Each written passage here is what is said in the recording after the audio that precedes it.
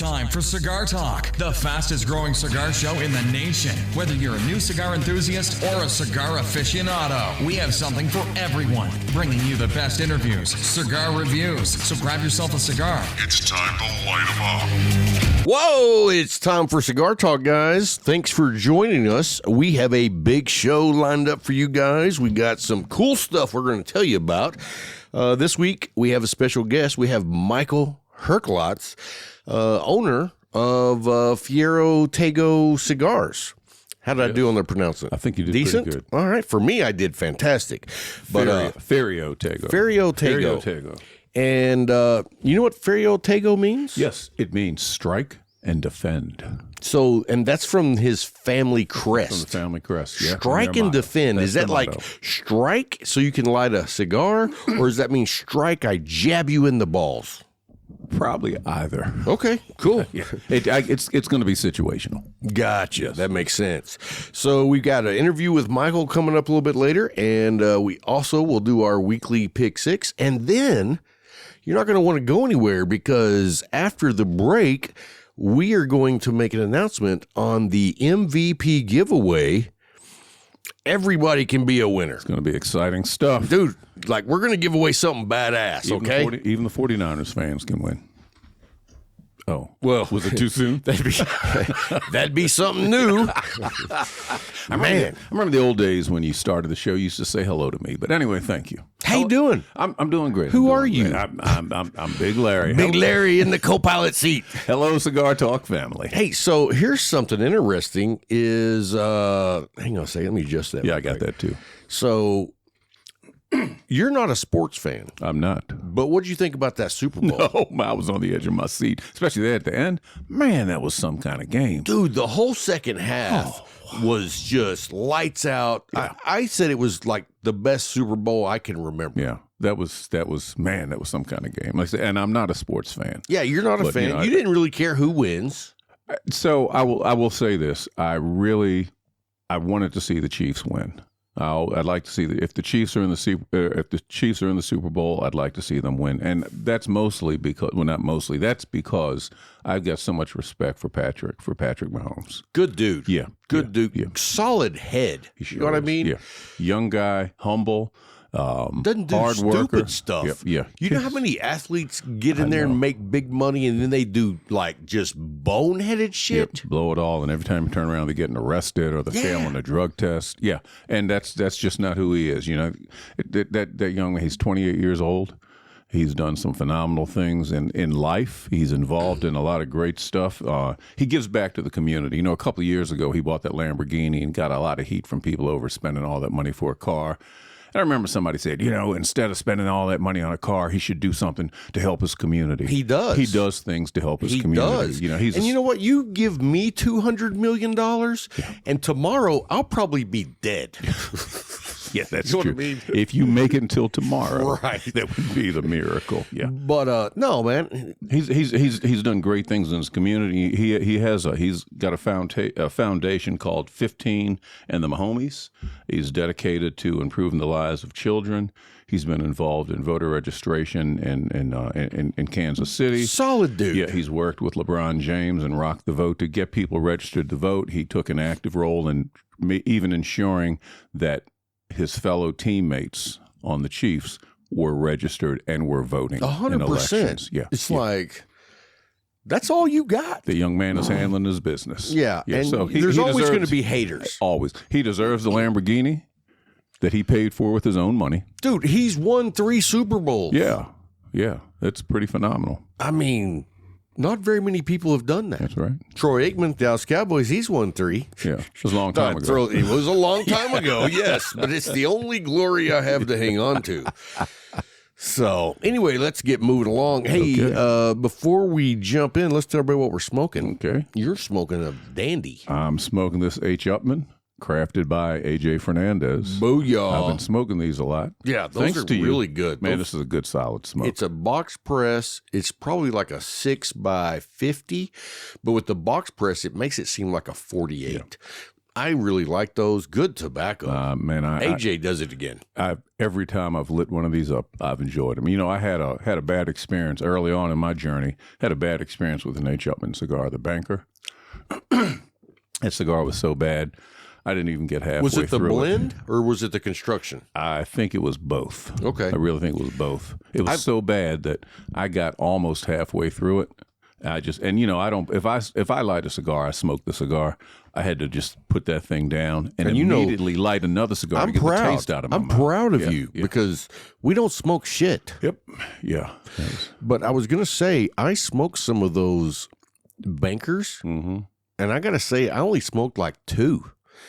And I never even got the blend. Both of them, I remember, were completely plugged. Yeah. And it really steered me away from their brand for a while. That was the only one that I smoked. And until you got these, I didn't smoke another H. Upmann. And the only reason I got those is because it's AJ. Okay. You know what I mean? Yeah. When AJ puts his name on something, I'm going to smoke it. It's a guarantee. I can't think of a cigar that I've had that AJ made that I didn't care for. Yeah. I tend to agree with you on that one. And I don't agree with you on much. But that one I do. All right. Well, I appreciate that. Anyway, I'm smoking my father's La Grande Oferte. Ooh. You smoked one of these before, haven't you? I have not. Are you serious? I have not. Oh, dude, next time you come over, I'll have you one. Okay, good. Because that's one of my favorite sticks. All right. That's good to know. And Jay has them. Okay. So, and they come in several different vitolas. All right. It's a great stick. And then tell everybody what we're drinking. We are drinking tonight the Old Forester 86 proof. And we have a handle of it. Handle of it, thanks to Alfred. We're going to finish that son of a bitch. Sometime this month. Yeah. Like tomorrow. Yeah. I've told several people that you showed up here with a ball of Benchmark Top Floor. And within 3 hours, we were starting on a new bottle because we had finished it. Yeah. We went to the Bonded, as a matter of fact. Is my volume okay? Yeah, I think so. Okay. You don't feel okay? It sounds low. No, but you're showing. I can turn it. Well, but good. Here, how about that? Oh, that's loud. Is that better? Yeah, that's loud. How about now? Yeah, that's better. Better? Good. Yeah. Is that better for you on both? Yeah. Yeah, it's good for me. Cigar Talk family, hope it's good for y'all. If not, Rob will fix it. I will fix it up. That's right. We're doing a few new things tonight. We've adjusted the soundboard so we can actually play like little tidbits as we go instead of me having to add them in at the end. So we'll save you a lot of time. Hopefully that's going to work out better. Streamline the process. Now, guys, here's another thing. This is audio only on this episode, but next week we're going to jump back into the video arena and give it our best shot. And we'll see what happens. Now, here's another thing, and I haven't discussed this with Larry, but I'm going to throw it out here on the show. Here we go. You know what I was thinking would be fun is if... I'm scared. I'm getting scared, folks. Cigar Talk family, somebody come help me. So, no, we should do some lives on Facebook. Yeah. You know, like a little show like what we're doing. Maybe interview someone on a live. That'd be good. You know? Yeah. I mean, nothing wrong with it. What do you got going on? Larry's retired and it pisses me off. My days are full. Yeah. Full of what? Smoke, drink, booze. I went to the Leaf this morning to do some reading. And took a nap. I left my tablet at home, so I took a nap. That recliner is so comfortable. It's calling my name. That recliner's comfortable too. The recliner that we have, I told my cousin the other day, I said, yeah, when John comes up, he just sleeps in the recliner. And he was like, oh, I ain't doing that. And I was like, you never laid in this recliner. Yeah. I mean, dude, I feel like my body is suspended. Yeah. I've taken many a nap in that recliner. Yeah. And so have I. Yeah. Not intentionally. Yeah. Same thing. So anyway, guys, let's jump into our pick six. Okay. You got to go yours? first? No, I'm going to let you go first. Unless you're not ready, and then I can go. I'm ready. All right. So, and we'll talk about it a little bit more when we get into the sponsors, but I had that McAuliffe Black. Dude, I have one of those at least once every 2 days. Gosh. That is a knockout cigar. That's such a great cigar. They've never let me down. The It's burn, got the the construction, blend. the taste. Yeah, the blend. It's construction. Oh man. And the price point. Yes. $8. Ooh, there's really not too much else to say about that. McAuliffe is doing some fantastic things. And if you think that we're full of shit because they're a sponsor, let me just tell you. It's not it. The Cigar Authority named McAuliffe Black their #1 cigar of the year. And it's a new cigar. Yeah. Yeah. Now, they worked on it for a while before they released it. Oh, 100%. Yeah, but that it's a great cigar. But to release a great cigar at $8 when people are feeling the economy. Yes. Yeah. That is not only genius, but it shows the support back to Their commitment, the community. Their commitment to the community. That's what I was about to say. Yeah. Yeah. I mean, I don't understand that brands that don't have a budget cigar. Yeah. Like, if you don't have a budget cigar, there's people that are never going to try smoke your brand. cigars. That's right. To where if you do have a budget cigar, it's like, oh, I really like this. And then I see that you have others that aren't budgets. I'm like, I really like this. Maybe I should try that. I'll try that. That's what you do. Yeah. I don't understand people that are like, nope, all of our cigars are going to be $500. Yeah. No. I mean, I'm exaggerating, but you know the guys that are out there that all their cigars are $14-15 a piece. Yeah. Mm-hmm. So yeah, it's I mean, McAuliffe, what they do down there, what that whole team does, their commitment to the community, their involvement, the brick and mortar. Yes, yeah. You know, they don't sell their cigars online. Nothing online, and so they hats want off to them. They want to support the brick and mortars. A lot of companies act like they want to support the brick and mortar. Yeah. But McAuliffe walks the walk. That's where the rubber That's where the rubber meets the road. Boom. Yeah. So without a doubt. So right. What's number two? Number two, I return once again to the old flathead steel horse. Is that the one with the silver bandish? Silver, black and silver? It's round. The one, it's not box press, right? Yeah. Okay, the one I had. It's like a 5 3/4. This was length, excellent, and like a 52 ring gauge. I think this was a good 6-inch length, but yeah, this is good, about 52. Yeah, 52. I think maybe 54 ring gauge. I think it's 54. Okay, great cigar. It is good. Yeah, it's been a while since cigar. I've had one. Yeah. It's been a while since I've seen one. Yes, yeah. Well, I got my hands on a couple, and I smoked one, and the flathead blend is the same across all the different Vitolas. And it's a great blend. I think the steel horse might be different. All right. Well, yeah, then I was making shit up. Well, okay. Yeah. And I'm for you at home that's like taking notes to prove me wrong. You're wasting your time. If we were doing video right now, you could see me trying to rein Rob back and you'd see me sitting here with my shirt unbuttoned down to my belly button. I got a gold necklace on, and I got my hairy chest with the hair fluming out. Family. Aren't you glad there's no video tonight? Right. All right, what's your number three this week? Number three was another CAO flathead, the Resonator. Yeah, you were telling me about that. Yeah, so that's a fairly new release. That was such a great. It's a good cigar. Again, the flatheads I think are all the same blends, just different Vitolas, but this one is an 8x60. That's a smoke. And it's box pressed, so it doesn't seem like a 60, but it definitely seems like an 8. Seems more like maybe a 12. So how long did you smoke it? You know I'm a fast smoker. Yeah. I worked on that for about 2.5 hours. I'm looking forward to smoking one. In fact, I may smoke one next week on the show. Yeah. I did.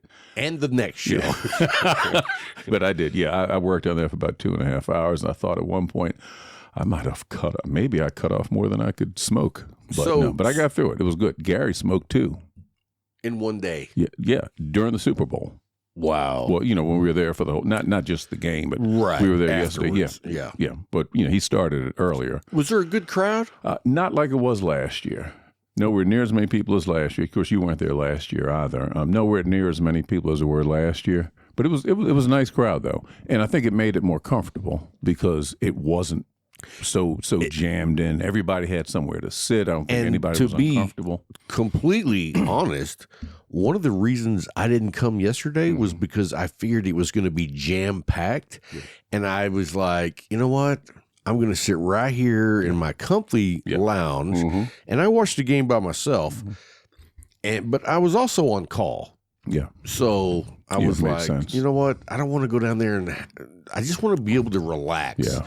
And so I was able to watch the whole game. Yeah. And wow, what a game! Yeah. But anyway, that was some kind that's a of good game. three. Thank and I'm you. looking Thank forward you. to what's that last one called? It's the flathead. It's it's called the Resonator.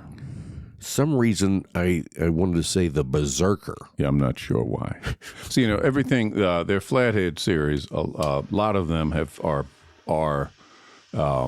They're all Automotive, yeah, or automotive, mechanical yeah, related, because yeah. one of them is for like a motorbike. It's like the spark plug. Yes. Whatever which one that is.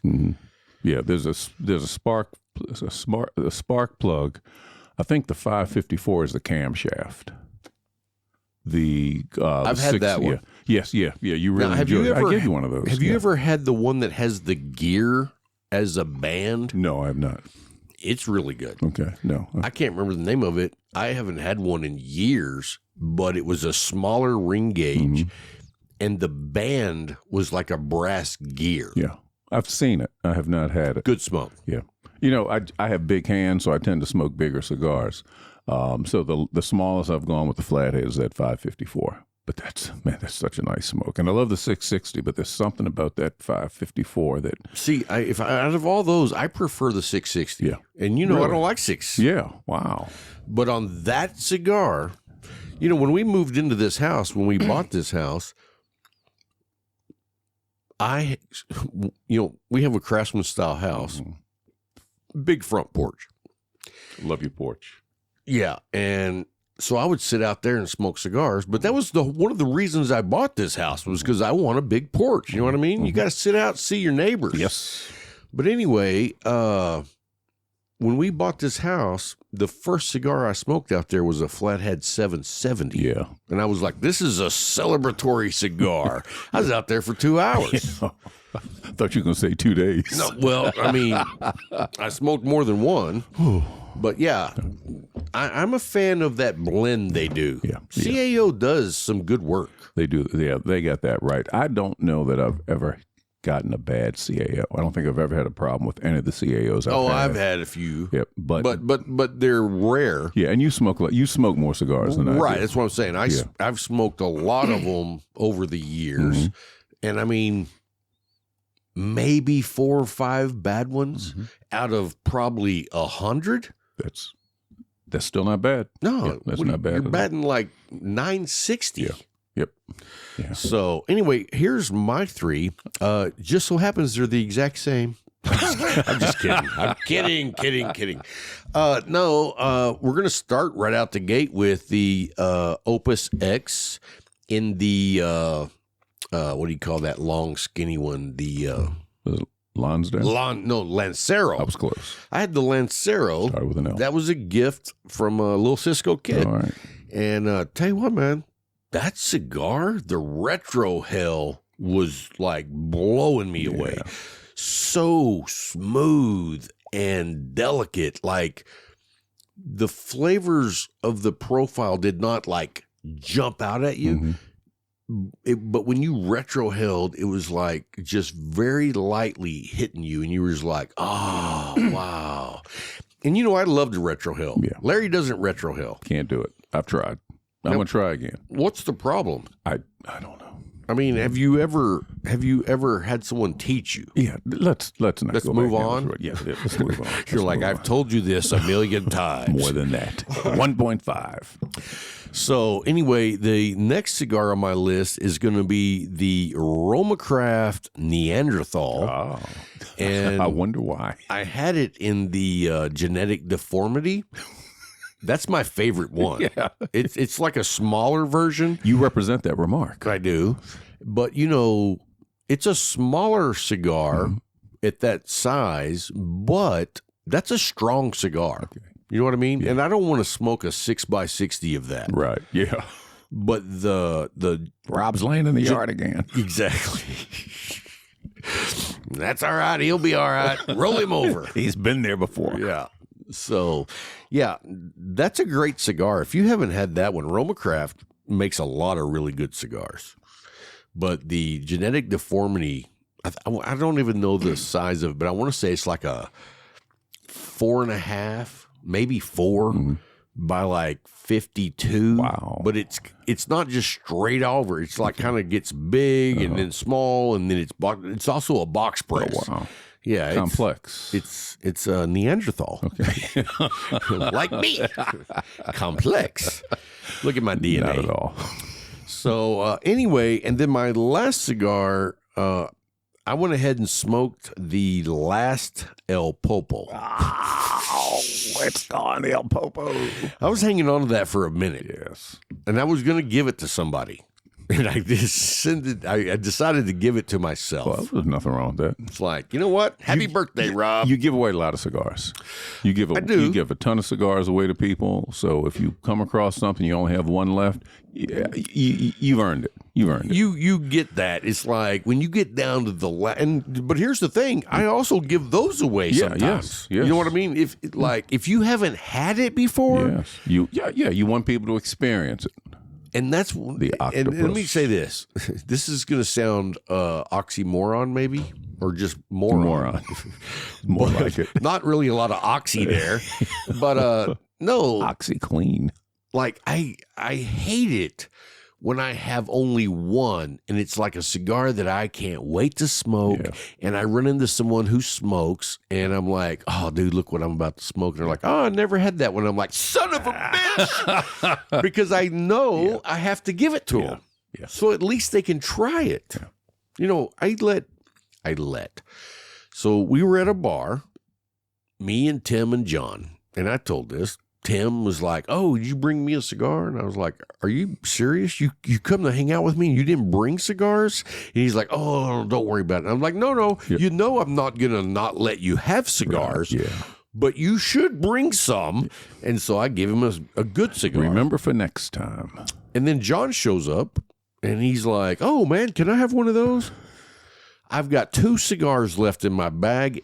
I gave him the 1964 Hermoso. Oh, and I know how much you love those. Oh, dude, I love that cigar. Yeah. And in like 15 minutes, I noticed that he puffed on it maybe a half an inch, and it's now in the ashtray. Johnny Halfsack, if you're listening, I'm going to slap you. And you're not getting any more good cigars. I trusted you. Factory smokes for Johnny Halfsack. 100%. Like, he won't know the difference anyway. But, you know, that's how we are. That's how we roll. Yep. All right. Yeah. So. Good list. Great list. Yeah, great man. List. Good cigars. And you know what?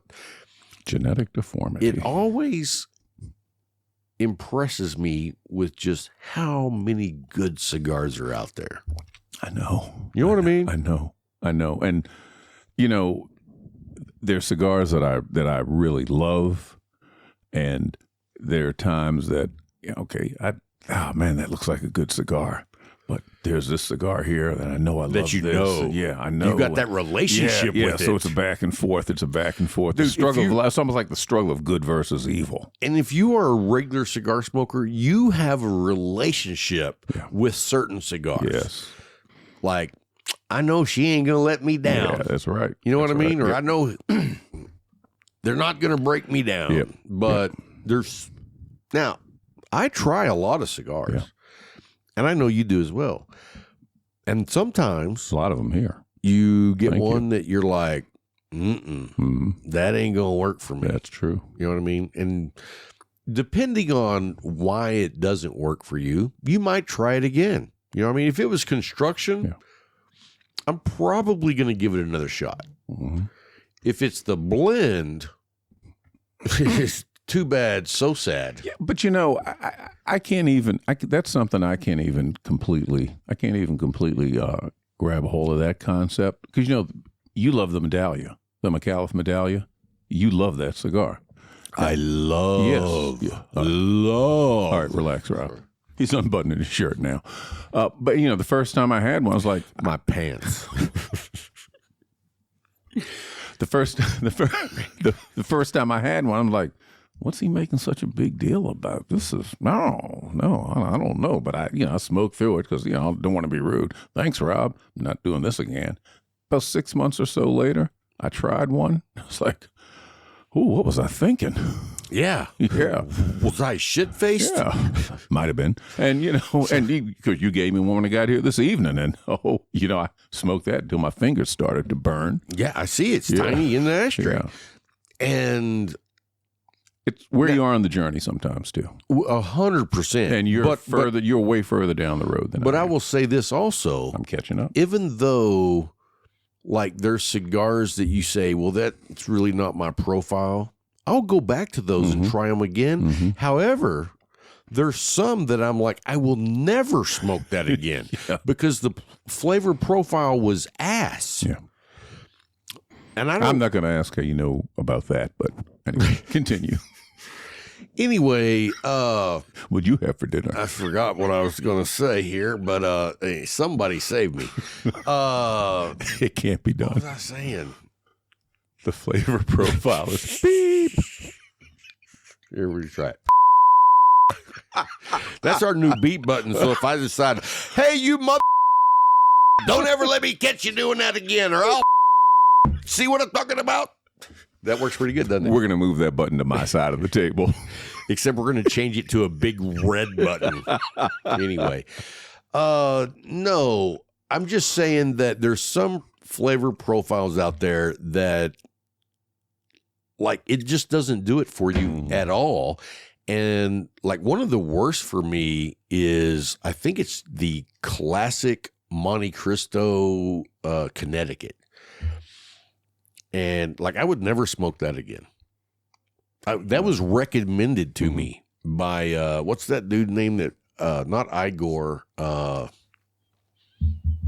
what's that dude rides the motorcycle and has the leather jacket? Oh, Ike. Ike. Yeah, okay. See, Igor, that's close. Gotcha. It was one of them. But he recommended it to me, and I was like, you know what? If someone recommends me to smoke a cigar, it's a good chance I'll try it. Right. And I know he doesn't really smoke a lot of cigars. Yeah. He's mainly a pipe guy. Right. And so I was like, all right, I'll give it a try. And it was smoking air. Like, here, look. Same. You know what I mean? Yeah. And just so you guys know at home, I just acted like I had a cigar and I took a puff and there was nothing there but air. You were here. You saw it. Yes, I did.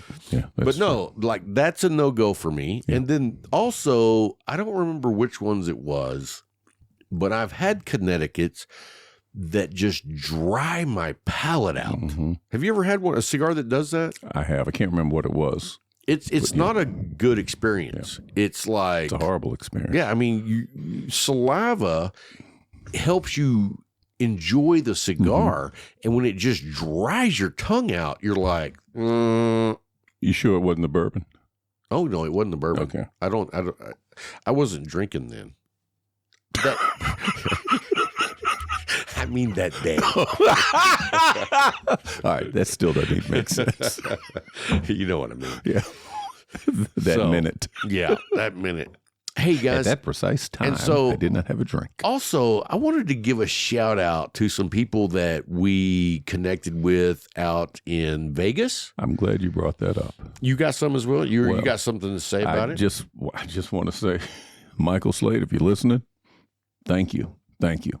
It was great hanging out with you. It was great. And does he take care of people? Oh, he takes such good care of people. I don't know if you noticed this over here, but my mic stand keeps going limp. Yeah, well, monkey see, monkey do. I gotta put my arm under here to hold it. But anyway, put your glass, then you won't drink anymore. Michael Slate. Like, you told him about an issue you had with that first traveling case. Yeah. And he's like... The one with the supple leather. Just supple. And I mean, when I say supple... Yeah. Sorry. He and I talked about that on Wednesday when I met him. And when we got back from Vegas... On Monday... It was here. It was here. Yeah, the replacement was here. That's how they handle their customers, That people. is customer service. So, let's talk about Case Elegance for a minute while we're here. Like... Customer service. Customer Impeccable. service. First of all, they start with a quality product. Top quality. If you have, like, any issue whatsoever, their customer service is like white glove treatment. It's not, well, we got the money now, so that's all. That's all we worried about. We just wanted to get the money. That's not what it is. They are committed to customers. It's customer satisfaction and customer sustainment. Let me give you the opposite of Case Elegance. Okay. So I went and bought a Jeep for my daughter, and I paid the dude cash, $3,000. On the way home, it died and wouldn't start.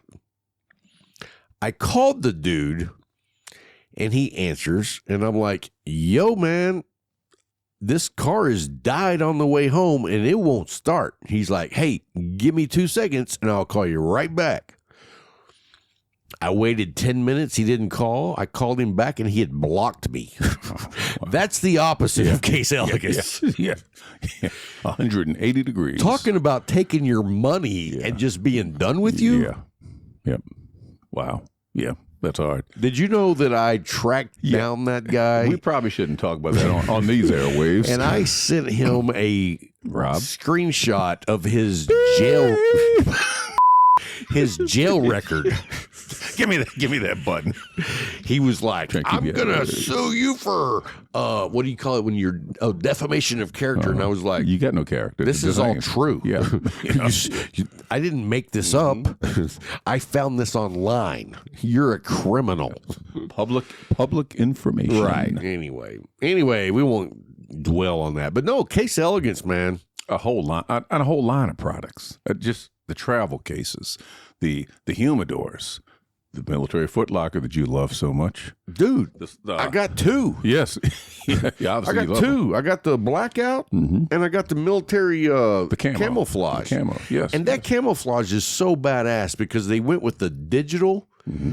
Like, how ugly would that be if they went with the old forest? Yeah. You know, that army green with patches of...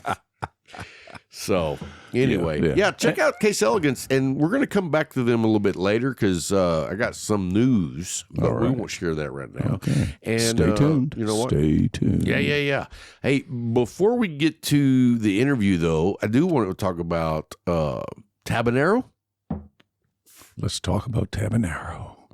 So I was in the humidor at the Leaf Saturday, maybe. Saturday? Yeah, and you came up on your bike. Oh, that's right. Yeah. And so anyway, I went in the humidor and there was like 3 guys in there looking at cigars. And one of them says, well, I don't know what I'm going to get. I think I'm just going to get a couple of Cohibas. And he's like, yeah, I mean, they're $30 a piece. And I said, let me show you some badass cigars that you can get like 4 or 5 for the same price that you're going to pay for 2. Yeah. And you're like, gonna love them. Those are not going to be good, the Cohibas. Yeah. I mean, not for $30 a piece. Yeah. And so I turned him on to the Tabanero Sun-Grown Corona Extra. Ooh. Well, they call it the Double Robusto on that side. And then I turned him on to the McAuliffe Medallia. And I was like... You're going to be mild. You could get 6 of these cigars and pay what you're about to pay for those 2 Cohibas. Yes. And I mean, okay, guys, if you're out there in Never Land smoking Cohibas and that's what you like, rock and roll. Rock and roll. I don't smoke Cohibas. I haven't smoked very many Cohibas. But what I can tell you is, when I'm having a conversation with a cigar person, or at least I think they're a cigar person, and I'm like, oh, that's cool. What do you like? And the first thing out of their mouth is, oh, I smoke Cohibas. I'm like, you don't smoke cigars. Right? No. If you smoke Cohibas, you do smoke cigars. Yeah. But it's been my experience that the two things that people say that will tell you that they're not a cigar smoker is I smoke Cohibas or I smoke Cubans. Yeah. When they say that's all I smoke. Yeah. So I'm like, the hell you say? Yeah. I used to work with a fellow. The fellow used to work for me, as a matter of fact, and he was a bit of a cigar smoker, so he said, but I only smoke Macanudos. I only smoke Macanudos.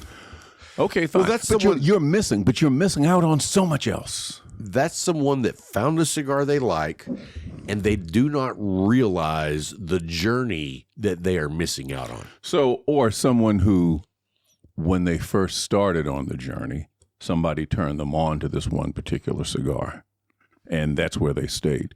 I was guilty of that. What did you smoke? What did you smoke when back I first then? started? Thanks to my good friend Mike, down in Mike's morgue. Mike likes Rocky Patels. He likes the Nothing vintage. wrong with that. Yeah, Rocky nothing makes wrong. good Nothing at all. cigars. He likes the vintage 90s. So when I started smoking cigars, That's the maroon band. I'm colorblind. Oh yeah. But anyway, he smokes the vintage. It's the one that says vintage 1990 on it, though. That's how you can pick it out. I'm pretty sure it's the maroon band. I'll take your word for it. And that is a great cigar. I don't smoke it very often, but you know what? I'm going to put that on my list to smoke this week because that is a good cigar. And didn't you bring me a Rocky Edge? Yes, I did. I haven't smoked it yet, but you know I like the Edge Maduro and the Habano. Yep. And that's like we were saying, every cigar brand should have a budget stick that's good. Mm-hmm. Yep. Don't make a budget stick that sucks. You know what I mean? It's like if I spend $5 on a cigar that sucks, it's not a budget. Yeah. It's busted. Yeah. So, I started smoking Rocky Patels because that's what Mike smoked, and Mike was the one that really introduced me to cigars. Now, was that the first cigars you smoked? No, it wasn't the first. The first couple cigars I smoked, I don't even know what they were, and they were. Where'd you get them? Somebody brought me one back off of a deployment, and I didn't know anything about cigars at the time. So I mean, it had not been, so it wasn't, and it was like 6 months before I smoked it, and it was probably garbage by then, and it had not been humidified. Yeah, dude, let me ask you. I lit it up. It probably burned for about 5 minutes. Well, earlier today, I ran into a guy that I gave a cigar probably about 4 or 5 days ago. Mm-hmm. And I said, hey, man, did you smoke that cigar? And he's like, no, I haven't got to it yet. And I was like, well, you better smoke it. I said, cigars don't stay good forever. Because I know he doesn't have a humidor. Yeah. Uh-huh. And I didn't give it to him in a bag with a Bovetta pack. I just said, hey, man, I got a cigar. And I handed it to him because I thought he'd probably smoke it that night. Mm-hmm. And then he tells me he didn't smoke it. And I'm like, dude, don't wait. Go home right now and smoke that cigar. Smoke it. I was like, that was a good cigar. If it's in your car, go get it out and smoke it. Right. A couple of years ago. You ever found a cigar in your car? No. I have. I'm not surprised. I have. A couple of years ago, a friend of mine, he told me that he had a bunch of cigars I think he'd gotten from his dad. And he said, I don't smoke. My wife would kill me if she called me smoking a cigar. So I just, I'll give them to you. So, okay, fine. I love cigars. So then I felt, I need to do something for him. So I bought him a bottle. He liked bourbon. You were like, my wife didn't like me fucking whores. I couldn't. Sorry. Go ahead. Anyway. So I bought him a bottle of Basil Hayden because I knew he liked Basil Hayden. He gave me Is that cigars. Mike? No, it's not Mike. This is someone who shall remain nameless. Okay. And so I gave a bottle of Basil Hayden. He gave me some cigars. I still have them. I'll show them to you on Saturday. They're in my locker at the Leaf. Well, he tells me. How long ago was this? Oh, this was a couple of years. You still have them? Yeah, I'm not smoking those things. Oh, okay. So they're more like a display. No, they're in a plastic Ziploc bag in the back of my locker. I don't want anybody to see. I haven't been able to. I just haven't found the right person to give them pawn to. them off on. Something called. It was called something Cuban Dream or something crazy like that. There's one. The band says Latino Gold. And then to make matters worse, this is after I give him this bottle of bourbon, right? Bottle of Basil Hayden. He tells me, "Oh yeah, they've been in the refrigerator for like a year." Oh. So he thinks he's been like keeping them good. And it's like, no, you're not keeping them good at all. Anyway, he's a good guy, so I hope he enjoyed the bourbon. I have not smoked any of the cigars, and I won't. So what I think you should do is bring them over here and let's make like a little shadow box and like put them out there and like their name underneath it. Mm-hmm. Just so it'd be like, hey, don't smoke these. Yeah. If you want to live, don't smoke those. Don't smoke that. So, Hey guys, we are going to take a quick break and we'll come back with Michael Herklots. And then after the interview, we're going to do the MVP giveaway. All right. I can't wait.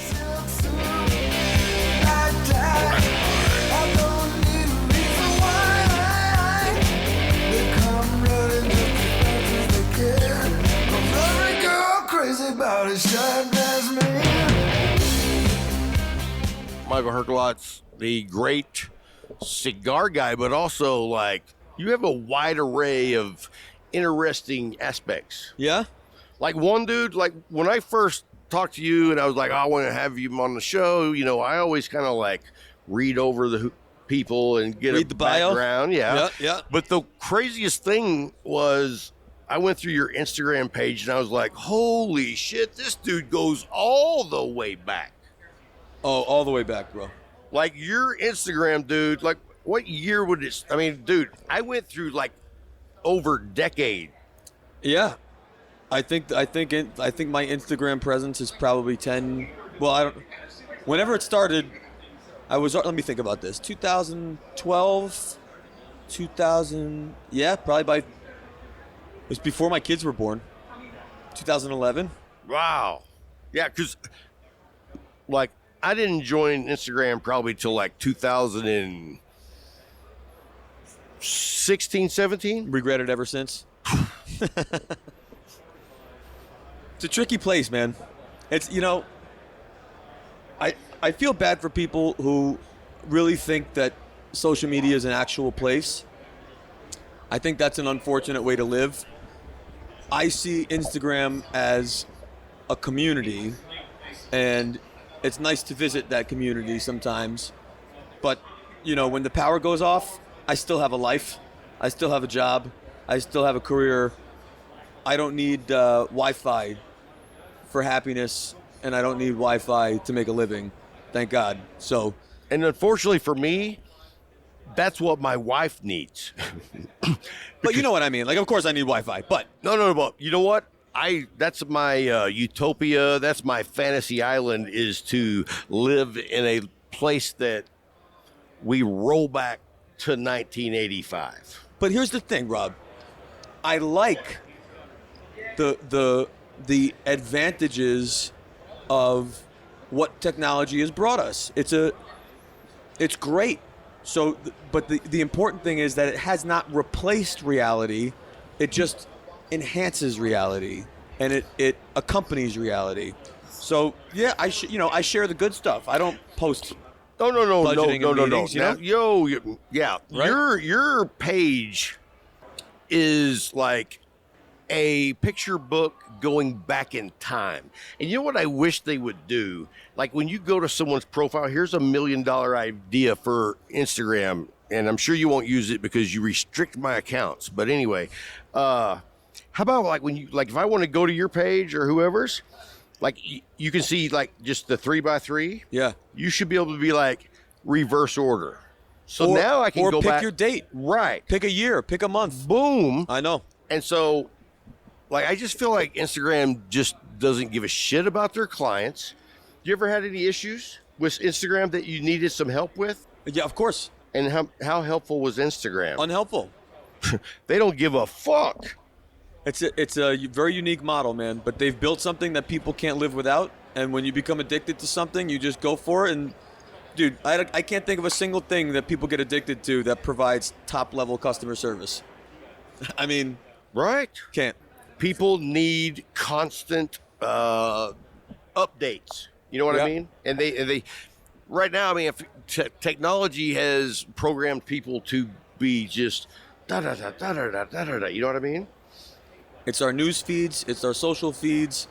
You know, it's short snippets that are not comprehensive. They're not complete. Sometimes they're not even helpful. But it's a drug, man. It's dopamine. Dopamine, caffeine, nicotine, all the enes. You know, they all make us feel good, and then they all make us feel bad. And we just have to. You got to find that balance. And you know what? I love trying to find that balance. Yep. I do Like too. sometimes I'm way over here on that, and then sometimes I'm way over there. Like, but you know what? It's all a good But experience. the fact that you're aware of it right, means that you're in control of it. right. That's an important thing. And so, the cigar industry is like where all my friends are. Does that look like yours? Like your group of friends, are they mainly like guys that you smoked cigars with at one time? I don't think there is a single meaningful person in my life, with the exception of my parents, my sister, my blood relatives, and a handful of friends from elementary school and high school. But since 1999, I can't say that there is a meaningful person in my life that is not directly related to the cigar world in one way or another. I completely understand. They may not be cigar smokers, but it's because of my work in cigars that I've met these people. 100%. It's an incredible community. And like, even for me, I mean, I live in Abilene, Texas, and there's like been opportunities to where I could like do something different and move to, say, that Dallas area, Lubbock area, or some, where there's more opportunities. And I'm like, man, I got such a good group of cigar friends right here locally, and we hang out a lot. But that's the magic of cigars, Rob, because you can go anywhere. Now, I know you can go anywhere. I do. I get that. But when you have built relationships like for a span of 12 years, when you have your you're crew, going to you have your start crew. over. Yes. If you go, and there's going to be great people out there, but man. But here's the thing. If your thing is fixing cars, and you have to move from Abilene to Bismarck, North Dakota, you're starting from scratch. But if your thing is cigars and you move from Abilene to Bismarck, North Dakota, and you walk into one cigar shop and sit down, you have a crew. Fair enough. That's what's so magical about this, man. And I travel all over the country, and I'm in shops all over all the time.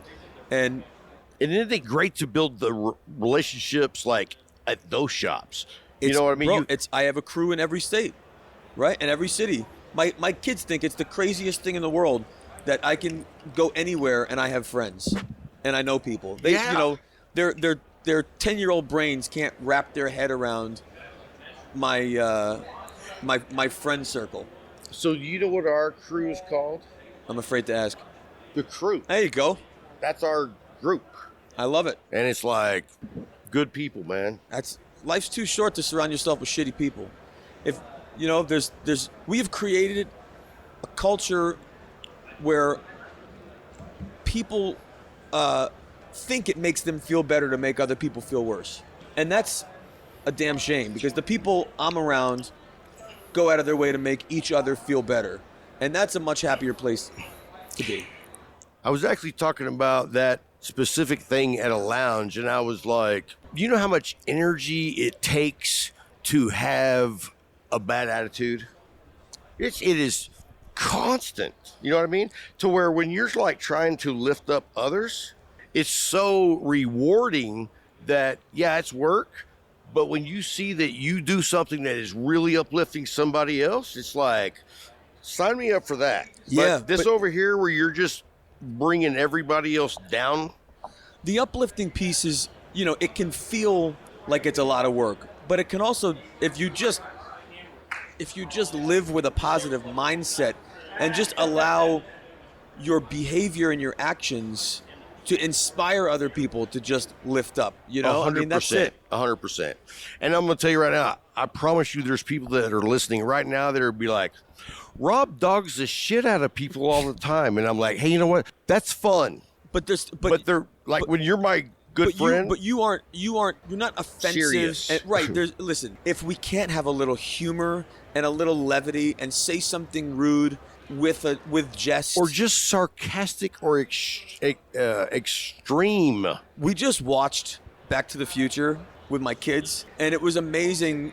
When you look at the things that were culturally appropriate to joke about and laugh about, and I mean, I was shocked because I realized that my kids had all of it all packed into one. And my kids have not seen humor like this. I watched it when I was 10 years old, right? 12, whatever. It's PG. Yeah. But we've also become so guarded and so protective of these precious little brains. And it's like, come on, we need to toughen people up a little. I mean, we just give them the ability to think. That's it. We just need to toughen people up. I agree 100%. Smoke cigars, drink some whiskey. If your feelings get hurt, listen to another show. Boom. Or don't listen to anything, because obviously you're too sensitive. And how boring would that fucking be? I don't know, because I'm not going to be there, bro. So I don't really care. So where'd you go to high school? I grew up in Northeast Connecticut. Went to a little public high school. My freshman class was probably 300, and my graduating class was about 160.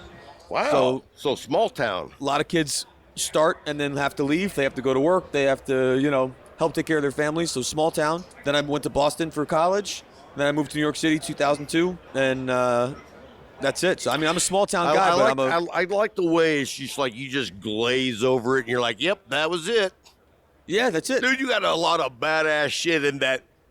Yo, I had a lot of badass shit. Yeah, but you're like, yeah, we went here, and that's it. It's like, no, man, you had experiences. Yeah, amazing experiences. But I feel like I've had so many conversations over the last 25 years where I've talked about those conversations that are they boring to you now? No, but I feel like everyone else has heard them too, and if you haven't, they're easy to find, right? Generally, that's in today's technology. Pretty much anything you've said should be available. Of course it is, and if it's not, that means it wasn't that interesting, and someone deleted it. So fair.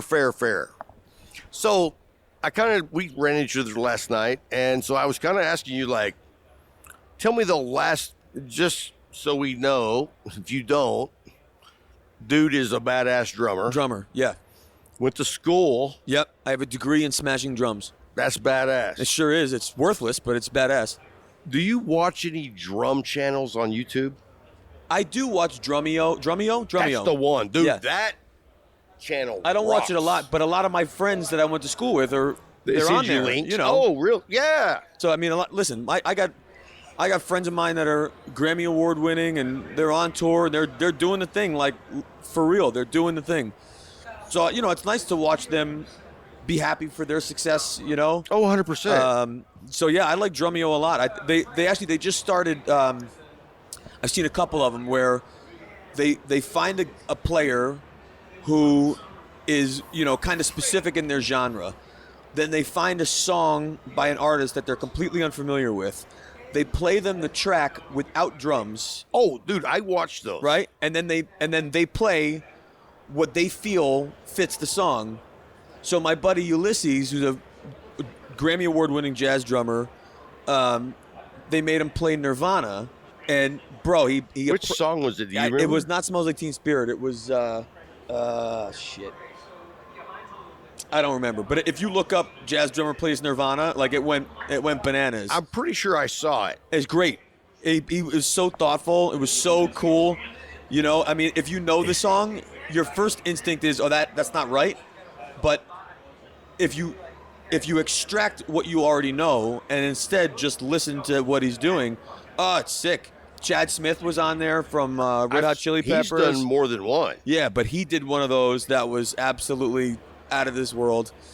And honestly, that's kind of how I approach the cigar business. You look at, there's a lot of people who are sitting down and they're trying to play covers and they're trying to play the same drum part that the other drummer played, theoretically, right? People are trying to make cigars that taste like cigars that are already on the market, because that way, if they sound as close and look as close as the thing people are already buying, then they're going to like mine too, which is cool, except then they don't like my brand at all. They just like this style that all tastes the same. And I like original artists. I want to sound like me. I want to look like me. I want to taste like me. So our cigars don't taste like other cigars. The cigar you smoked last night, that's a one of one. The cigar that you're about to light up, 6x60 Suma, when you light that cigar and you feel the texture of the smoke and you follow the trajectory of the development of flavor, you can't buy that experience by another brand. Now the challenge becomes it's less familiar, and so that means you don't have to learn to like it, but you have to discover your love for this style that is Ferriotego. And you have to be open-minded. That's right. But once you do, then there's no competition. So now I'm really looking forward to this. It's so good. And I love smoking cigars for the first time with no concept of what to expect. Yeah. And just, like, experience it. But I can say this is a very beautiful cigar. This wrapper, which is important, that's Ecuador Corojo. And what's great about that is you get the flavor of Corojo, which usually is that kind of grittier, richer, denser. But when you grow it in Ecuador, it takes on all of the elegance of Ecuador, the gracefulness of Ecuador. So you get this flavor of Corojo with this gracefulness of its terroir, and it's a magical experience. Binder's also Ecuador, then filler's Nicaragua and Dominican. But it's, I was telling you earlier, while you get that cut and lit, that's a 60 ring gauge, and I know how much you love 60 ring gauges. How many times on my show have I said 40 to 50 is my sweet spot? Yeah. And so here, as a consumer, I don't disagree. As an artist, I have to make sure that I'm making stuff for everyone. However, when you're doing, see, that blows my mind, because I'm like, if I'm making cigars like you're making cigars, I'm making everything that I want. But you have to be conscious of the market. So for me, there's a balance. I'm writing a song for me, but I'm delivering it for you. So I don't need your input on the creative side of the work, but then I have to make sure that I deliver it to you how you like it, right? So no different than a podcast, right? How do you end a podcast? Available where you listen to podcasts, and here are all the different platforms where you can find it. You're not soliciting input on what to talk about on this show, but you're going to make damn sure that if this person listens to Spotify or this person listens to whatever, that you're on all those platforms. Well, our platforms are Vitolas, and so you need to make sure that you've got the right platform for each consumer's preference, but delivering my expression of that blend. The problem is... That's a challenge. It's a big challenge, because despite our awareness of wrapper, binder, filler, the fourth ingredient is air. And air is a massive ingredient and component to premium cigars. So does the air relax the tobacco? It make it depends. Air manifest itself. The easiest way to think of it is air dilutes, right? Adding air to something is going to make it lighter and thinner. So when you take a hearty blend and you put it in a 60, presumably you're pulling way more air through that blend, through that size, than you are a 46. With more air, you're diluting the ferocity of the smoke, even though you have more filler burning. So you have to consider that, and potentially consider how you will manipulate the blend in order to deal with the increased air. And that was the case with Suma. So I'm going to break it down for you guys. I'm hearing this.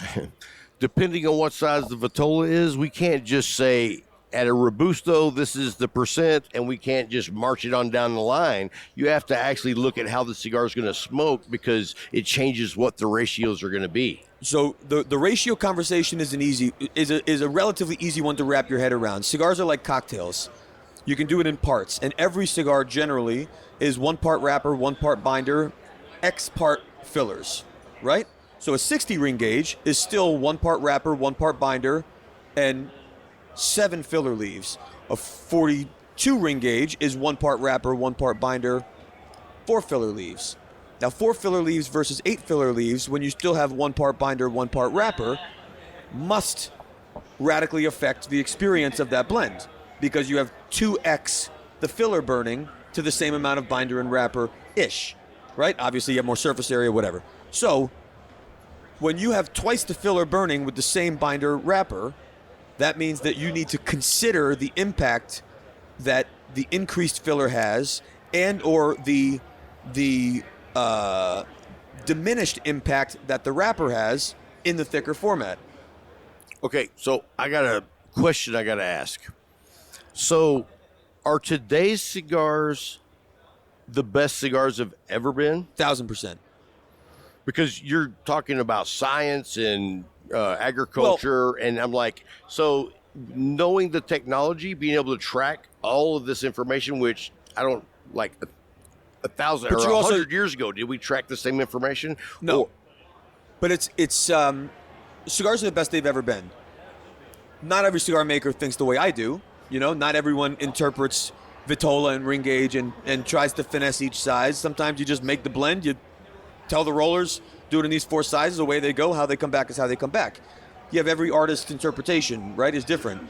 where the reason cigars are the best they've ever been is really on the agriculture side, on the processing side, curing, fermentation, and aging, on the blend development and maintenance side, and then certainly on the quality control side, being able to draw test, being able to weigh bunches and batches as you go, and mitigate as many problems as you can before they end up in your humidor.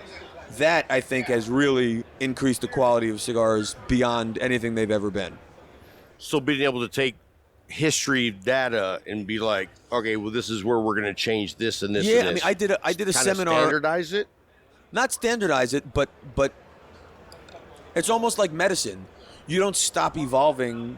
Like, just because you learned how to first operate on a brain, we didn't stop there. You know what I mean? The first person to have their gallbladder removed was probably sliced open in half, right? Now that you don't even have a scar. So there's evolution in technology and 100%. evolution in science, and cigars are exactly the same way. Understanding how to create different strains of tobaccos that are resistant to different diseases, how to be able to cure longer with more. And are you able to see, like, this type of tobacco needs to be protected from this more than a Yeah, of course. Wow. And then you create hybrids and other things, or you prepare your soil differently. There's so many things now that are happening that are mitigating problems or identifying problems so that the consumer or the retailer is not experiencing them. That's crazy. Quality's the best they've ever been. And hopefully next year we're going to say the same thing, because it's a never-ending process. And the only person who can say that, look, not every cigar is better this year than last year, but those are the people who aren't paying attention. And those are the people who have other priorities. But for Ferio Tego, you're going to light this Suma and you're going to think about it to last night's Timeless Prestige. I wouldn't say they're better, but the Timeless Prestige was a blend created in 2011, 2012. So imagine that musically. That's a song I wrote in 2012. Now it's a hit, so I play it in every show. But I'm still writing new music and Suma's new work. So I'm going to play my hits for you at the concert, and you're going to know every word, right? So I know I'm playing it consistently. And then I'm going to say, all right, here's one you haven't heard before, and that's Suma. And it tastes different, sounds different, but it sounds like me. Dude, that's us. Drop the mic, bro. All right, guys, you've been great. Thanks so much.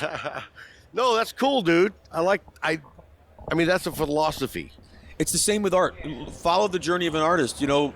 Monet, Picasso, whatever. There were Salvador Dali. When you see it, you know it's them. But if you look at their early work and their later work, you see the evolution. Right, you'd be like, I don't recognize that at all. Same with music, right? Listen to Miles Davis is one of the best examples of that. But there's so many artists. Backseat Betty. Oh, It's a constant evolution. Michael Jackson. I mean, every great artist has an arc to their work, but also the greatest ones have an identifiable characteristic that blind exactly who it is, right? On the music side. the style is just stamped in Right. there. The sound, whether the it's style. visually, audio, Right. whatever they do. Right. It's like, that's who that is. And when it's that good, everyone starts to copy. But then you can see this guy does this. You don't confuse Picasso with someone inspired by Picasso. But quite the contrary, when you see one inspired by Picasso, you know who they're inspired by because they are trying to emulate the work. Well, and what's so shitty in our times is everything that comes out good, within 30 minutes, there is a mock-up version coming from other countries that are going to make it look as close as they can, but Yep. they're just shoving in subpar parts, craftsmanship, Yep. and it's like, that's what's wrong. Yeah, but that's what's right. Because you smoke that Suma, and then someone is going to try and market something that tastes like that.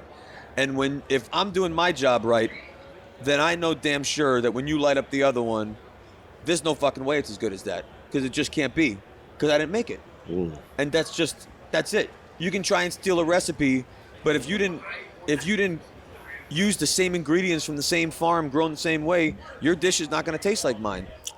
Well, have you ever seen the videos on YouTube where it's like, we're going to show you how to make Red Lobster's crab biscuits? Yeah. I've watched some of those, and I don't want to make crab biscuits, period. But my point being is, You're a if Red I Lobster did, fan? I don't want to do that. The other thing And, is, well, it's just an example of like, let's copy this. No, we don't Right. have to. And you know what? I don't want to make that shit. as an artist, I want to make work that stands on its own. You know, it is it's the expression of an artist.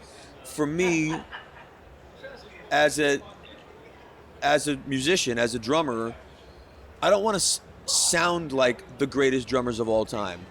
I want to be inspired by the way they play. I want to listen, but I don't want to sound like Elvin, but I am inspired by his ride cymbal. I don't want to sound like Art Blakey, but I'm inspired by the way he comps. You know, and then you put all that together and you sound like you. That's a big difference. That's inspiration. That's not copying. Right. And like, I don't know if you've seen that drummer that has been new on the scene for probably like 6 months to 8 months, but the dude is The Monster Speed guy? yeah. Yeah. What do you think about that guy? I think he's technically out of this world, what he can accomplish. I've never seen him perform with a band. Did you see who he just signed with? No. He like, and I'm way off.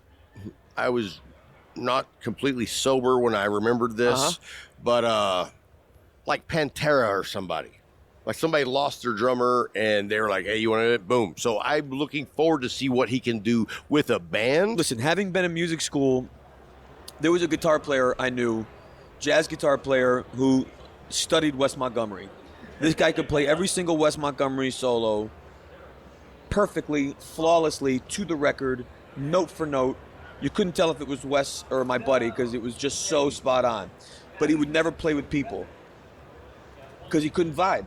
He couldn't react to making music together because he was so focused on trying to sound exactly like this person. He never learned how to be spontaneous and collaborative and create. And that is something that broke up a many of bands. You bet. People could not adapt.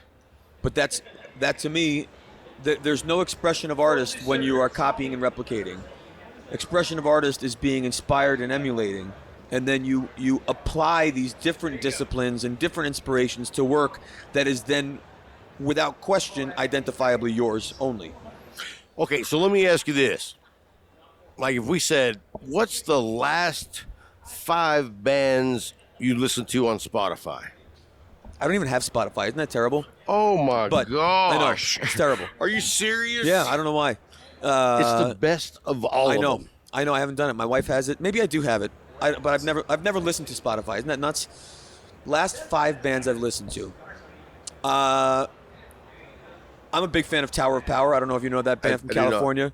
They are a killer funk band from the late 60s, 70s. They're still on tour today. No shit. Okay, see, we like funk shit. We love 70s shit. No, these guys at Tower of Power, their most famous song is probably What Is Hip, and you would recognize that song. Larry, What Is Hip by Tower Power? Do you know the band? Huh? Do you know the band Tower of Power? Yeah. That's their most famous song. So Tower of Power, listen to them recently. We're going over his last 5 bands, so that's Tower of one. Power. Sick. Tower of Power. Oh, God. Taylor Swift, but that's because my kids made me listen to it. And honestly, the drummer for Taylor Swift is great. Didn't know that, but you know what? Really Respect. thoughtful.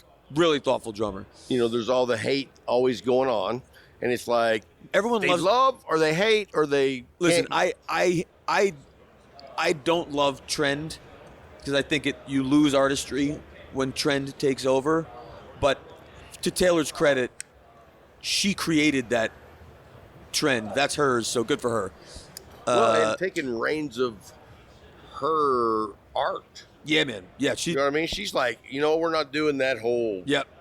So that's a band I listened to recently. My buddy, I was just telling you on the Drumeo thing, Ulysses. I was just listening to a song that he just recorded, Ulysses Owens, amazing jazz drummer. I was listening to a Christian McBride album, who's an incredible jazz bassist, Grammy Award winning, with my a college buddy of mine, Warren, on vibraphone. And who was on drums on that record? Carl Allen, maybe, I think, was on drums. And then what would the fifth one be? Oh, maybe Metallica. Metallica came up recently. I couldn't turn it off. I love Metallica. Yeah, so like for us, or for me, like when you get to Metallica, it's like I don't ever like choose to go there, but because of what I do listen to, they throw it in. And I'm It like, shows up. yeah, you know what I mean? It's like, so for me, Metallica in the beginning was just so amazing, and over time they evolved, and so like what they've done in the last 20 years versus the first. I really like the first. Master of Puppets, Batteray. Yep. I mean, it's just so pure, but what's pure, right? But you got to think, as artists, you get tired of playing the same shit. Right. Right? So you play your hits, you play new material, you appreciate what they're doing, but you prefer the early shit. And that's great. Well, and That's the same. Look, I'm making new stuff all the time, right? We have a brand called Metropolitan. It's been out since 1994. The host is a mellow, sweet cap, delicious, Honduran-made, straightforward cigar. That's the Sweet Caroline. Neil Diamond's Sweet Caroline is the Metropolitan host for Ferriotego. You can't not play Sweet Caroline at a Neil Diamond concert.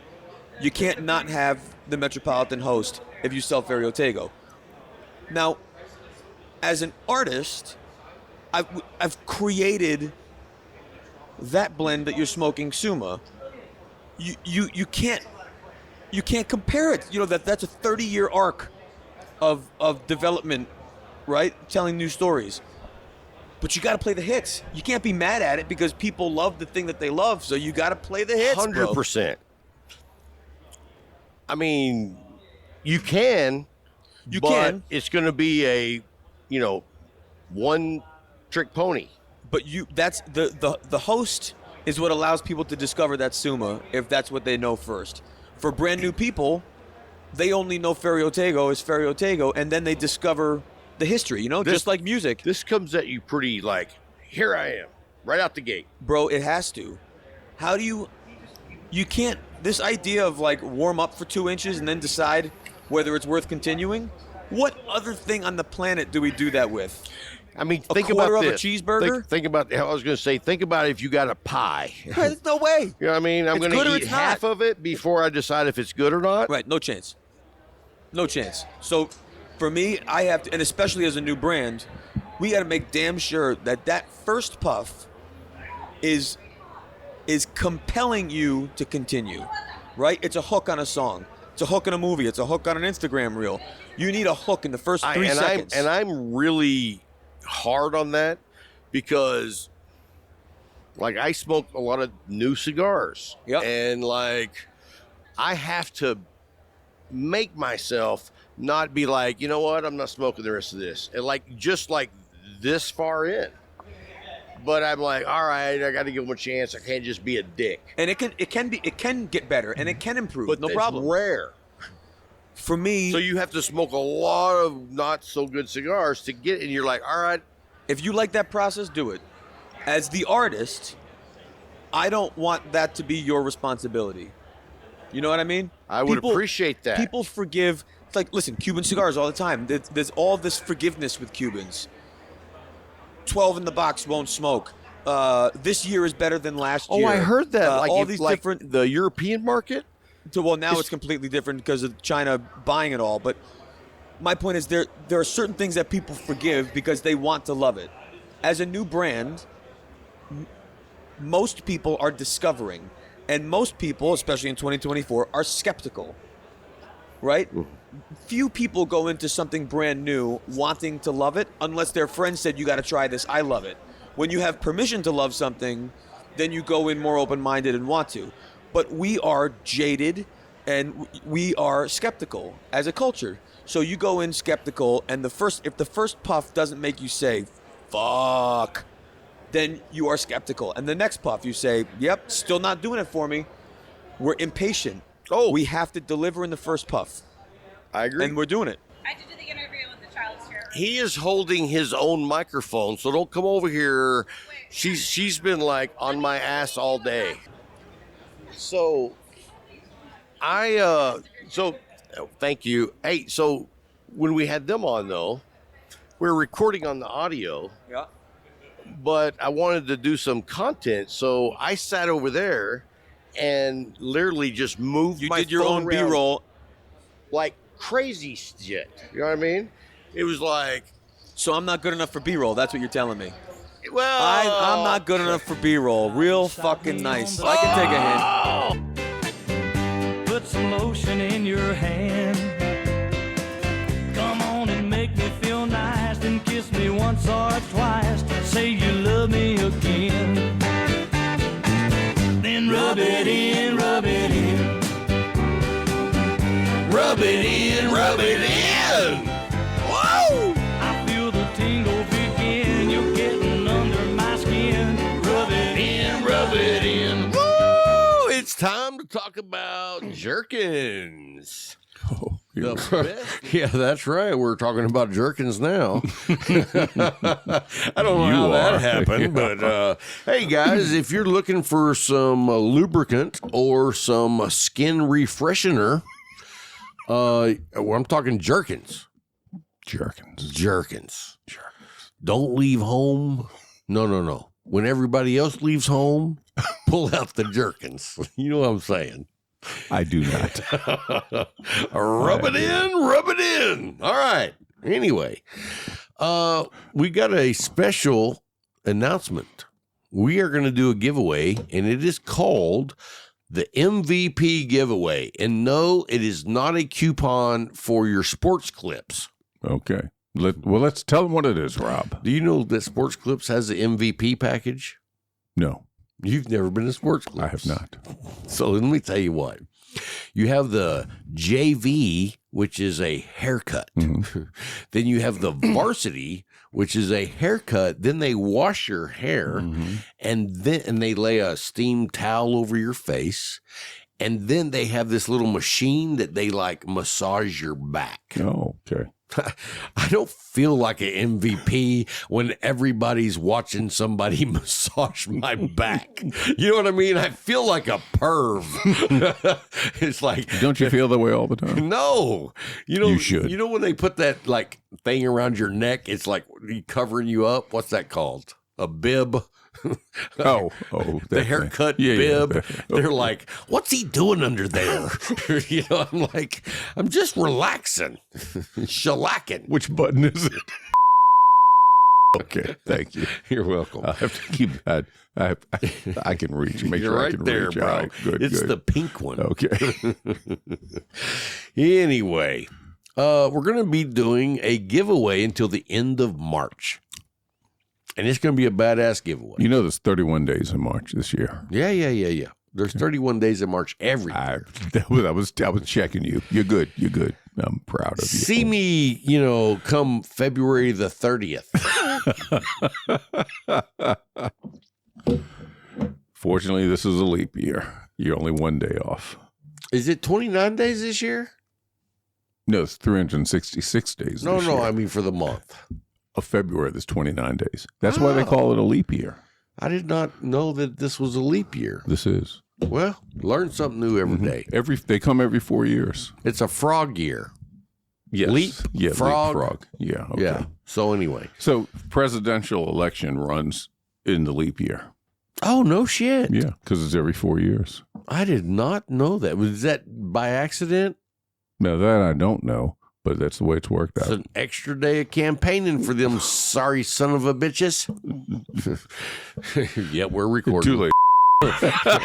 So anyway,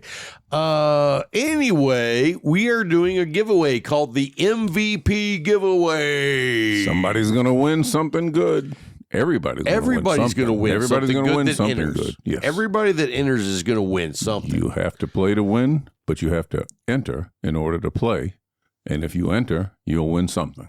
And It's going to be something. Yeah. Whatever you win. And let me tell you how it works, guys. Tell So 'em. Talk about it. Everyone that uses the link down below to buy a humidor from Case Elegance is going to win the Cigar Talk fan pack. And you'll also have bought a great humidor. Yeah. I mean, that's like you go down the show notes, look at the link for Case Elegance. If you use that link, you get 10% off, and Case Elegance doesn't offer that to anyone else. We're the only ones. That's great. That says a lot about us. And it says a lot about them. Yeah. Which is odd. Like somebody's like, you know what? Let's give Cigar Talk guys a discount, but no one else. It's like they love our listeners. That's where it comes from. It's not us. Thank you, Cigar Talk family. And thank you, Michael Slate, and the entire Case Elegance team. But anyway, so this is our contest, or I guess giveaway. It's not a contest, but anyway. Well, it's kind of a contest. But everybody that enters is going to win something. 100%. So if you go to the show notes, you click on the link, go to Case Elegance, and you buy any humidor they have, and they range from like $60 to $3,500. All right. I mean, they got something for everybody. And let me tell you what. Think about your collection, people. But let me tell you something, family. I don't care if you're buying the $60 humidor or the $3,200 humidor. All of them are built quality with cedar. They don't mess around. They you know what I mean? Don't mess around. And that's what I appreciate about them is that it's like all of your entire line is quality. Yep. And don't forget the glass humidor. Yeah. Which I have right here. That's like one of my you know how good that holds humidity? Yeah, I've noticed. It's 65. I saw it. Yeah. Like, I don't mess with it. And like, if we were doing video, I could hold it up the camera and show it to people. And here's something that I don't even know that Michael Slate knows, the owner. Mm-hmm. Like, he showed me with this. It's a round cylinder. Well, it looks like a candy jar. Yeah. Or yes, yeah. You know what I mean? Mm-hmm. It's like it's about as big as those old tonsorial jars, or that you see in the barbershop where they put the blades and everything in to clean them, or the drugstore stuff with the candy. Bigger. Yeah, mm-hmm. It'll hold a whole box of cigars, and it's glass. And on the top, it has a wooden top that has a hygrometer built into the top, and it has a rubber gasket underneath so that when you close it, it's airtight. It's closed. But here's what I don't know if Michael Slate knows. And I discovered this by accident. I was going to put another humidor pack in there. Mm-hmm. And I noticed when I pulled everything out that at the bottom is a round disc of cedar wood. Oh. So I just like wipe that down with the Case Elegance humidor solution. Mm-hmm. Dude, I haven't touched it since because that doesn't lose humidity. Whatever you put in there, that's what it is. That's what it is. And so I don't even think you need to put the Bovetta packs or humidipacks or whatever the hell you use to get stuff humidified. I don't think you need that. I think you rub down that cedar plank and it's golden. Michael Slate, y'all knocked it out of the park again. I'm going to ask him if he knows that because he probably does. He probably does. He probably does. It's Michael Slate. I'm like, I discovered something. You know what I mean? I'm Jacques Cousteau. You do live in an undersea world. Yes, I do. Anyway, guys, let's jump into the MVP giveaway. Let's talk about it. Let's talk about the giveaway. All right, guys. So here's how it works. You go down the show notes, you click on the link, you go to Case Elegance, you buy any humidor whatsoever. I don't care how much it costs. $60, $3,200. But although if you buy the $3,200 one, I'll give you 2 entries. Makes sense. That's fair. Makes sense. But yes, no, for real, you take a screenshot of your order number and send it to me, and you will automatically be put into the drawing. Every single person that gets put in the drawing gets a Cigar Talk fan pack. What do they win, Rob? Which is a Cigar Talk sticker, a Cigar Talk patch, a Cigar Talk challenge coin, which up until this point was reserved for only crew members. All right. We'll talk about that on another show. Okay. Look forward to that. And that's not all. There's more. You also get a Jerkins sticker. You're not going to miss that, people. And, you know, you got to say, oh, that's the wrong song. I was trying to do Rub It In.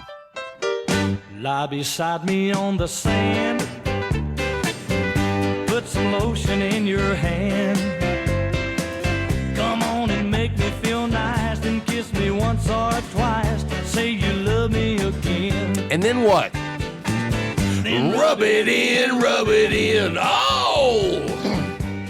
You know what I mean? You can never go wrong with Jerkins. That's true. So you get the Cigar Talk sticker, the Cigar Talk patch, the Cigar Talk challenge coin, and the Jerkins sticker.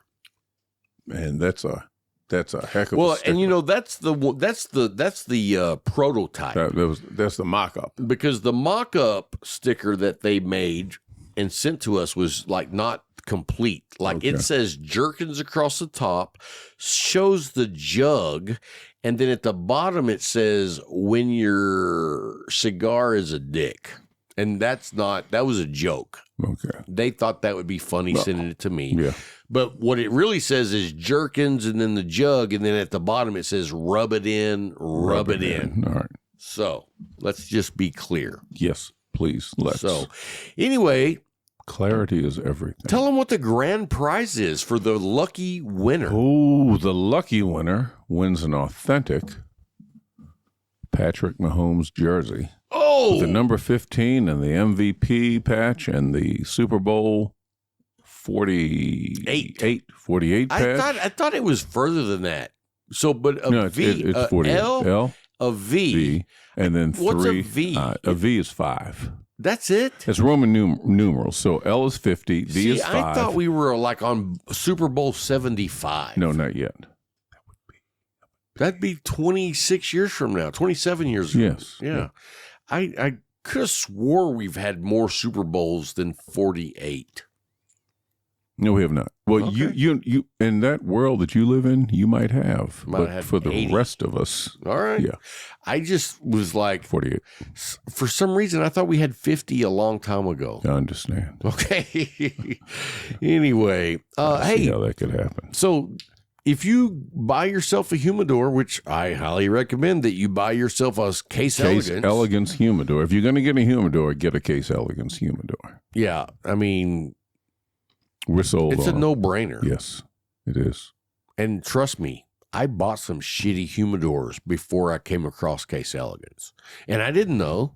Yeah. I thought because I was paying a lot of money, I was getting something good. You know, it's all about learning, and you know, you experience things, and it's trial by error. 100%. You do some things, you try some things, they don't work, but we discovered we stumbled upon Case Elegance, and we're not going And I'll back. tell you, when talking about like trying things that didn't work out for you, Here we go. you know what? I'm not even going to, you know what? I'm going Thank to, you. I'm going to skip out on that because, you know, I don't want to have to, I don't ever edit anything. out. Cigar Talk You know, family. know, I heard what he said. You're lucky. I recently had a guest tell me that they were like, you know what? I said a lot of shit on that interview that I wish I wouldn't have said. And I was like, you know, we don't edit. It's out there now. I mean, don't say it if you don't want everybody to hear it. It's out there in podcast land. Right? Yes, that's right. I mean, we're not holding back. I mean, I just did. But other than that, I usually don't. Yeah. But anyway, hey, talking about one of my favorite cigars this week was El Popo. We haven't talked about artisanal tobacco. Well, we need to talk about our design. Yeah, if you haven't tried the Viva La Vida or the El Popo, the Jester, seek the them Club out. 500, The Club 500, the Jester. the El Popo, Dude, the Octopus. I mean, it's crazy. You can't go wrong. You can't go wrong with this stuff. I mean, here's the thing. You have these two brothers that are immigrants, came to our country, and they did all this cool stuff, like working their ass off to build up, and then they sold it all. I mean, they had a cushy gig going because they were successful, but they sold it all and decided, you know what? We're going to try to make our own cigars. And knowing what they did to get to the point when they could sell their business for the kind of money to do this, they don't mess around. Like everything they do is well thought out. Those folks are serious about what they're doing. 100%. Yeah. And then before we go, folks, I want to tell you about Rabbit Air. If you are smoking indoors and you don't have a badass air filter, you know what? You need to catch up. Everybody will tell you this as a cigar smoker, because especially if you ever smoke cigarettes. Like smoking cigarettes is so freaking bad for you. I know, because I smoked cigarettes for 24 years before I quit. I haven't smoked cigarettes in over 18 years. And it was killing me, bro. My lung, dude, I could walk from here to the front gate and I'd be out of breath. Like seriously huffing. Yeah. Or laying down in the yard. Well, that was drinking, but I'm trying to help you. Thanks. But no, seriously, like all of us say, well, with cigars, you don't inhale.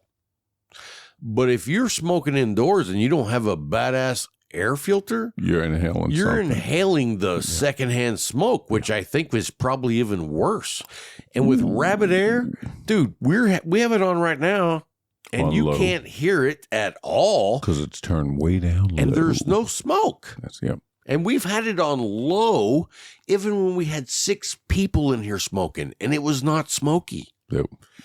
And trust me, we've had moments where it was smoky when we didn't have the air filters going. Yeah. Before Rabbit Air or after Rabbit Air, there was a time when if we had cameras, you couldn't see us. There was so much smoke in the air. Yeah, people were like, oh, it's fog. Yeah. I'm like, whatever. Yeah. Cigarette smoke.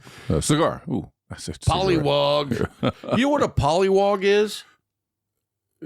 Kind of. No, you don't. Okay.